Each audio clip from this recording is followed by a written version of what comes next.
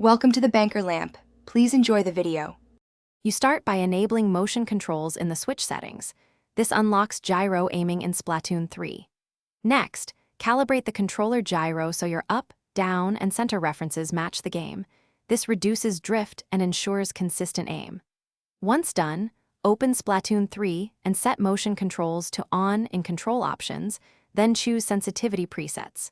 Make sure to test in the shooting range to confirm calibration feels natural before moving on. Now you tune sensitivity. Start with conservative horizontal and vertical values and change one at a time so you can feel differences.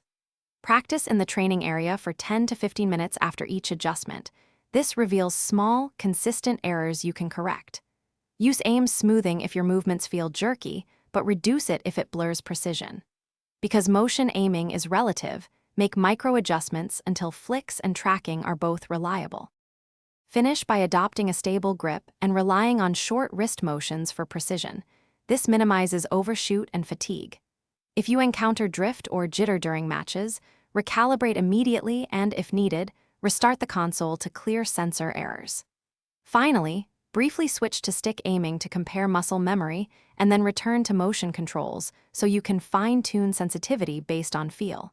If problems persist, try a different controller to isolate hardware issues. Thanks for watching. If this was helpful, leave a like and consider subscribing. See you next time.